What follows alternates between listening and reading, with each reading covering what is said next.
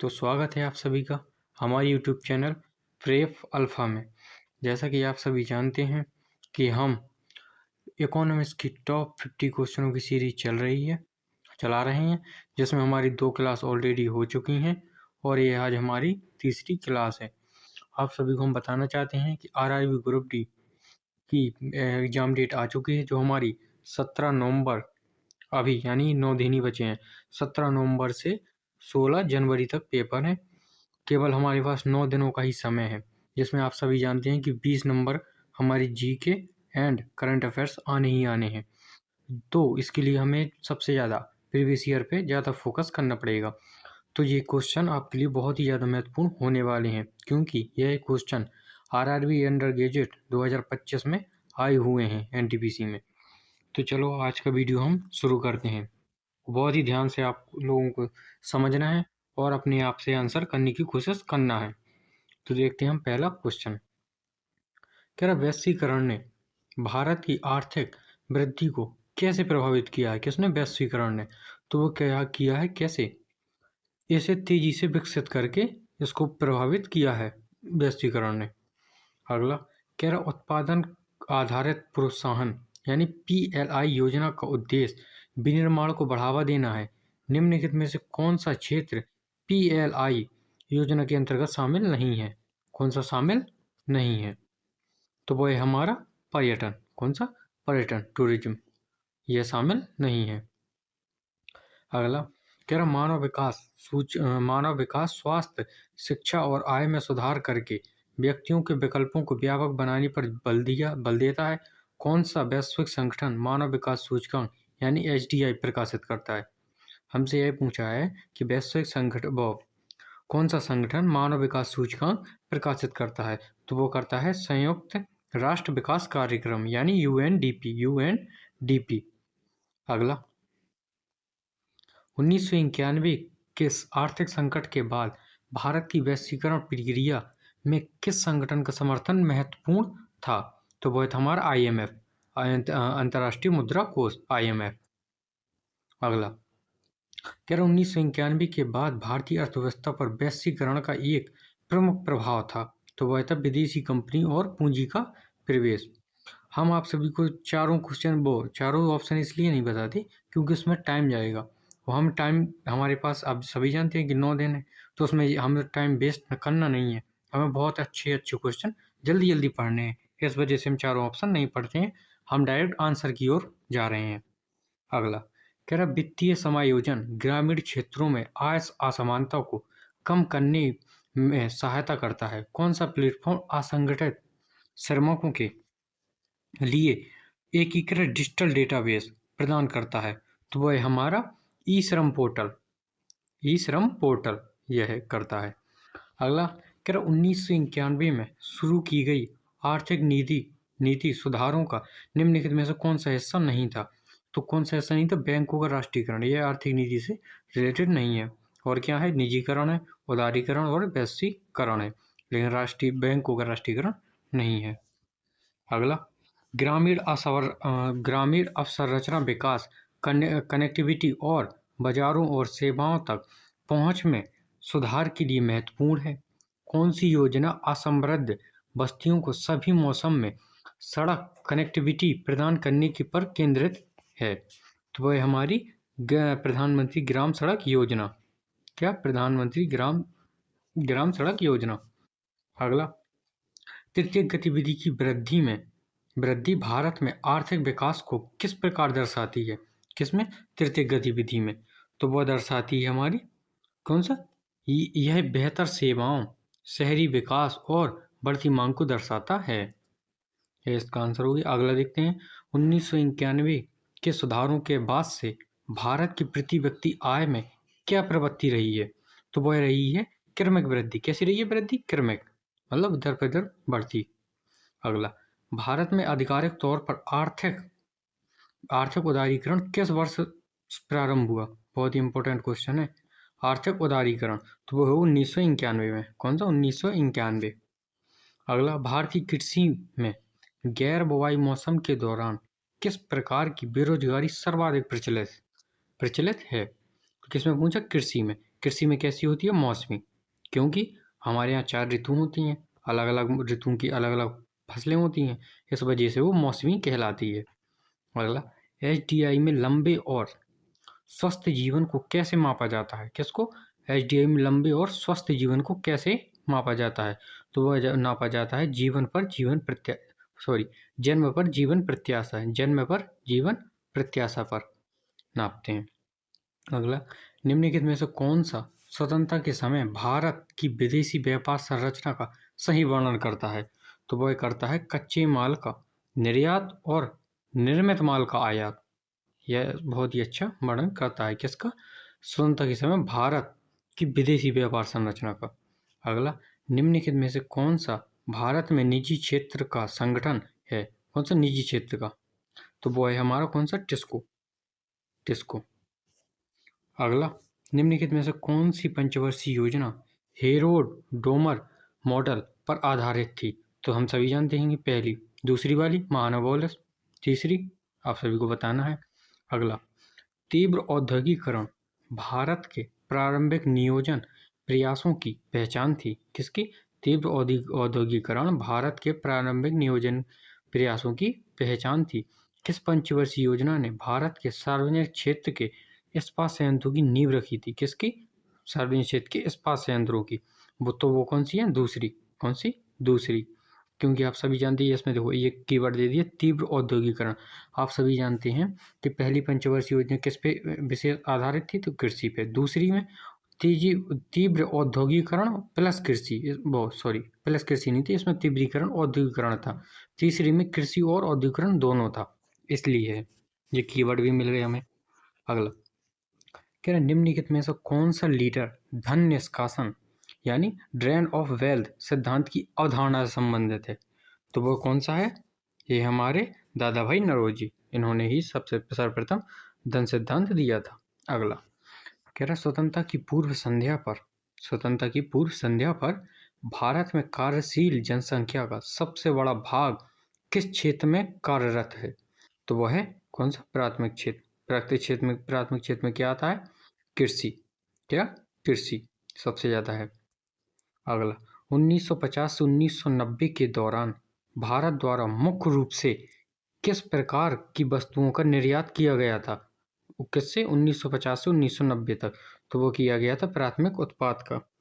अगला, भारत के 1991 के आर्थिक सुधारों का मुख्य लक्ष्य क्या था? मुख्य लक्ष्य था तो भारत की अर्थव्यवस्था को स्थिर करना। क्या था? भारत की अर्थव्यवस्था को स्थिर करना। 1991 के बाद सुधारों में विनिवेश शब्द का अर्थ क्या होता है? किसका? विनिवेश का। तो ऑप्शन कहाँ गए इसके? ये हैं। तो वो कह रहा है सार्वजनिक क्षेत्र की कंपनियों में सरकार के शेयर की बिक्री, यह होता है विनिवेश।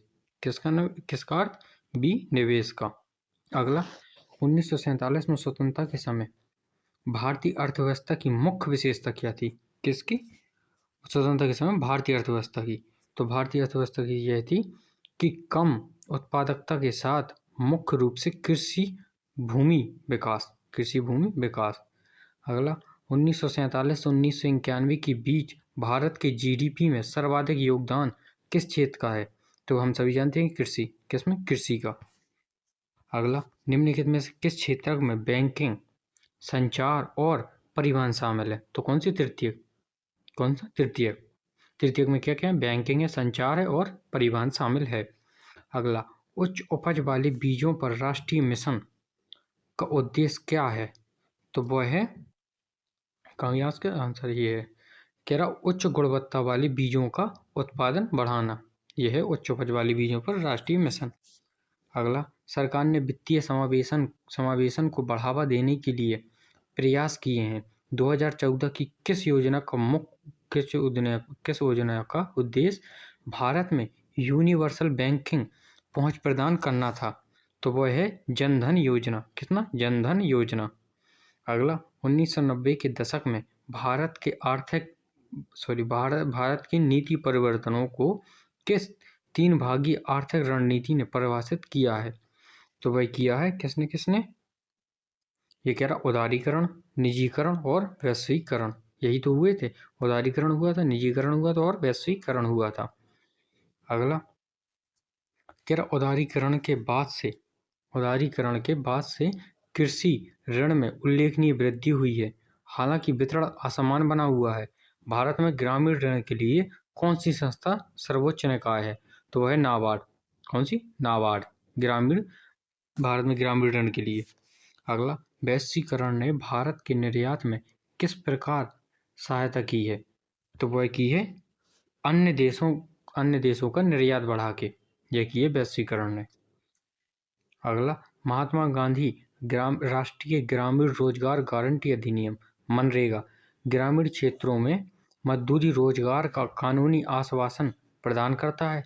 मनरेगा के अंतर्गत ग्रामीण परिवार प्रतिवर्ष कितने दिनों की गारंटीकृत मजदूरी रोजगार का हकदार है? तो वह है 100 दिन। कितने? 100 दिन। अगला, तृतीय गतिविधियों को के रूप में भी जाना जाता है। किस रूप में? तृतीय को तो सेवा के रूप में भी जाना जाता है, सेवा क्षेत्र में। शायद आपको याद हो तो हमने अगली सेकंड क्लास में बताया था। अगला, निम्नलिखित में से कौन सा अंतर्राष्ट्रीय संगठन वैश्वीकरण और मुक्त व्यापार को सपोर्ट करता है? कौन? क्या कह रहा? कौन सा अंतर्राष्ट्रीय संगठन वैश्वीकरण और मुक्त व्यापार को सपोर्ट करता है? तो वह WTO, वर्ल्ड ट्रेड ऑर्गेनाइजेशन यानी WTO। अगला, पर्यटन को तृतीयक गतिविधि के रूप में वर्गीकृत किया गया है क्योंकि इसमें शामिल है। किसमें? तृतीयक पर्यटन को। तो इसमें लोगों को सेवाएं प्रदान करना। पता है ना कि पर्यटन और बैंकिंग और क्या था? पर्यटन, बैंकिंग और एक और चीज थी, वो तीनों तृतीय क्षेत्र में थे। अगला, लौह एवं इस्पात उद्योग को आधारभूत उद्योग क्यों कहा जाता है? किसको? लौह और इस्पात उद्योग को आधारभूत उद्योग क्यों कहा जाता है? तो वो इसलिए कहा जाता है क्योंकि यह अन्य उद्योगों की एक विस्तृत श्रृंखला के लिए आवश्यक कच्चे माल, मशीनरी और टूल प्रदान करता है। अगला, महात्मा गांधी राष्ट्रीय ग्रामीण रोजगार गारंटी अधिनियम यानी 2005 मनरेगा भारत में प्रत्येक ग्रामीण परिवार को प्रतिवर्ष कितने दिनों के रोजगार की कानूनी गारंटी प्रदान करता है? तो वह 100 दिन। रिपीटेड। अगला, निम्नलिखित में से कौन सी योजना सभी मौसमों के अनुकूल सड़कों के माध्यम से ग्रामीण कनेक्टिविटी प्रदान करने पर केंद्रित है? तो वह हमारी प्रधानमंत्री ग्राम सड़क योजना। अगला, केंद्रीय वस्तु एवं सेवा कर अधिनियम निम्नलिखित में से किस वर्ष लागू हुआ था? GST की बात कर रहा है। किसकी? GST की। तो वह हुई थी 1 जुलाई 2017। ये आपको याद रखना है। 101वां संविधान संशोधन। अगला, कह रहे निजीकरण का उद्देश्य सार्वजनिक उद्यमों में से को उत्तम बनाता है। मतलब कौन उत्तम बनाता है? तो वह परिचालन दक्षता और प्रतिस्पर्धात्मकता। अगला, वैश्वीकरण ने भारतीय उद्योगों को कैसे प्रभावित किया है? किसने? वैश्वीकरण ने तो किया है अधिक प्रतिस्पर्धा और आधुनिक तकनीक देकर। अगला, 1991 के बाद रोजगार के अवसरों का क्या हुआ? तो वो हुआ है कि विशेष रूप से निजी और सेवा क्षेत्रों में वृद्धि हुई है। किसमें? निजी में भी हुई है और सेवा के क्षेत्रों में भी वृद्धि हुई है। अगला, स्वतंत्रता से पहले भारत की राष्ट्रीय आय में किस क्षेत्र का प्रभुत्व था? तो वह कृषि। किसका? कृषि। भारत में हरित क्रांति का अग्रणी लाभार्थी कौन सा राज्य है? तो वह है पंजाब। कौन सा? पंजाब। अगला, रेलवे की तुलना में सड़क परिवहन का मुख्य लाभ क्या है? क्या कह रहा? रेलवे की तुलना में सड़क परिवहन का मुख्य लाभ क्या है? तो वो है डोर टू डोर सर्विस। यह है। अगला, निम्नलिखित में से कौन सा भारत में 1991 के बाद के आर्थिक सुधारों के संदर्भ में वैश्वीकरण को सर्वोत्तम रूप से परिभाषित करता है? किसको? वैश्वीकरण को। तो वो कह रहा है भारतीय अर्थव्यवस्था का वैश्विक अर्थव्यवस्था के साथ एकीकरण। क्या कह रहा? भारतीय अर्थव्यवस्था का वैश्वीकरण अर्थव्यवस्था के साथ एकीकरण। ये इसका आंसर है। अगला, निम्नलिखित में से कौन सा सूचकांक किसी देश के मानव विकास को मापने के लिए जीवन प्रत्याशा और शिक्षा और प्रति व्यक्ति आय को संयोजित करता है। तो वह हमारा मानव विकास सूचकांक SDI, इसको कौन जारी करता है? UNDP, संयुक्त राष्ट्र कार्यक्रम UNDP। अगला, सामान्य स्थिति यानी US माप के अंतर्गत किसे बेरोजगार माना जाता है? किसको? किसे बेरोजगार माना जाता है? तो उसे माना जाता है कोई व्यक्ति कार्य नहीं कर रहा लेकिन लंबे समय से कार्य की तलाश कर रहा है, उसे बेरोजगार कहते हैं। अगला, भारतीय आर्थिक संदर्भ में निजीकरण का क्या अर्थ है? किसका? निजीकरण का। तो वो है सरकारी कंपनियों को निजी कंपनियों को बेचना। सरकारी कंपनियों को निजी कंपनियों को बेचना, यह भारतीय आर्थिक संदर्भ में निजीकरण। निजी का मतलब होता है ये। अगला, अर्थव्यवस्था के संबंध में भारत की दूसरी पंचवर्षीय योजना का मुख्य फोकस क्या था? तो हमने अभी बताया था ना कि दूसरी पंचवर्षीय योजना किस पे? भारी उद्योगों पर थी। अगला, क्या निम्नलिखित में से कौन सा कथन सर्वोत्तम रूप से यह व्याख्या करता है कि भारतीय राज्यों में से वयस्क साक्षरता में काफी भिन्नताएं क्यों हैं? तो वह सामाजिक, आर्थिक और शैक्षणिक असमानताएं। कैसी? सामाजिक, आर्थिक और शैक्षणिक असमानताएं हैं। अगला, हरित क्रांति प्रौद्योगिकी के प्रसार ने भारत को खाद्यान्न में आत्मनिर्भरता हासिल करने में सक्षम बनाया है, हरित क्रांति ने। अगला, स्वतंत्रता के समय भारत की राष्ट्रीय आय में किस क्षेत्र का योगदान सर्वाधिक था? तो वह थी कृषि। IRDP यानी एकीकृत ग्रामीण विकास कार्यक्रम IRDP का मुख्य लक्ष्य क्या था? तो वह था गरीब ग्रामीण परिवारों को स्वरोजगार के लिए परिसंपत्तियां या कौशल हासिल करने में सहायता प्रदान करना। यह था इसका आंसर। अगला, लंबी दूरी तक भारी एवं स्थूल वस्तुओं के परिवहन के लिए परिवहन का कौन सा साधन सबसे उपयुक्त है? तो वह हमारा रेल मार्ग, लंबी दूरी के लिए भारी एवं स्थूल वस्तुओं के। अगला, 1947 में स्वतंत्रता के तुरंत बाद भारत के सकल घरेलू उत्पाद में किस क्षेत्र का प्रमुख योगदान था? तो वह था कृषि का। किसका? कृषि का। अगला, ट्राइसेम यानी ग्रामीण युवाओं को स्वरोजगार के लिए प्रशिक्षण का मुख्य उद्देश्य क्या था? ट्राइसेम, तो वह था बेरोजगारी से निपटने के लिए ग्रामीण युवाओं के कौशल को उन्नत करना। यह था बेरोजगारी से निपटने के लिए ग्रामीण युवाओं के कौशल को उन्नत करना। अगला, ग्रामीण अर्थव्यवस्था में मौसमी बेरोजगारी सामान्य है। भारत के किस क्षेत्र में मौसमी बेरोजगारी सर्वाधिक है? तो वह कृषि। हम स्टार्टिंग के क्वेश्चनों में ये डिस्कस कर चुके हैं।